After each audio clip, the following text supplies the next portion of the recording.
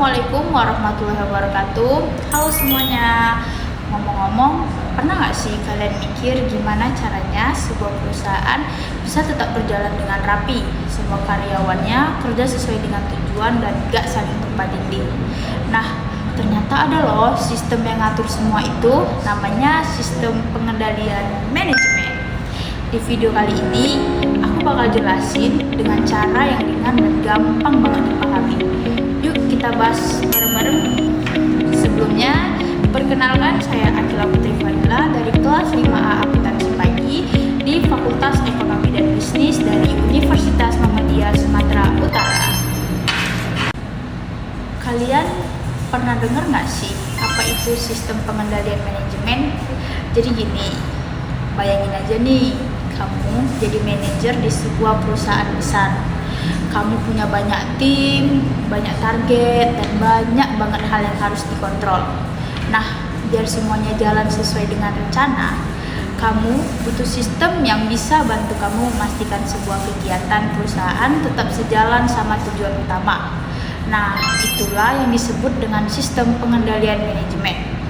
Singkatnya, sistem ini kayak GPS-nya perusahaan. Tanpa GPS bisa nyasar dan buang waktu, tapi dengan pengendalian manajemen, semua bagian perusahaan tahu arah yang benar. Kenapa sih mahasiswa akuntansi perlu belajar sistem pengendalian manajemen? Karena akuntan itu bukan cuma penjaga angka, tapi juga pengaruh strategi bisnis. Lewat sistem pengendalian manajemen, kita belajar gimana laporan keuangan dan data bisa dipakai buat kontrol dan ngeevaluasi kinerja perusahaan. Jadi, bukan sekedar ngitung, tapi juga mikir, ngarahin, dan bantu perusahaan berkembang menjadi lebih baik.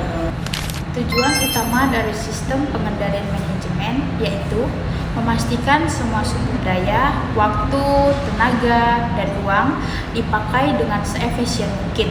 Sistem pengendalian manajemen juga bantu perusahaan untuk mengevaluasi hasil kerja, menentukan masalah lebih cepat, dan menyesuaikan strategi kalau ada yang nggak berjalan sesuai dengan rencana.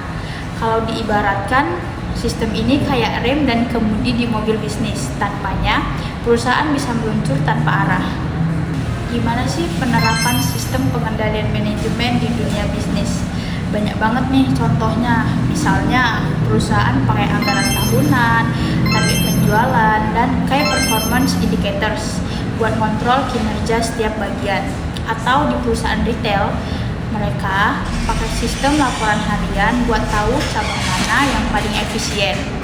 Intinya, pengendalian manajemen ini bikin semua orang di perusahaan tahu mereka lagi di posisi mana dan apa yang harus dilakukan biar bisa lebih baik lagi. Nah, jadi itu dia pembahasan singkat tentang sistem pengendalian manajemen. Dari mulai pengertian, tujuan, sampai ke penerapannya. Semuanya punya satu inti. Sistem pengendalian manajemen ada untuk memastikan setiap langkah perusahaan menuju kesuksesan dengan arah yang jelas.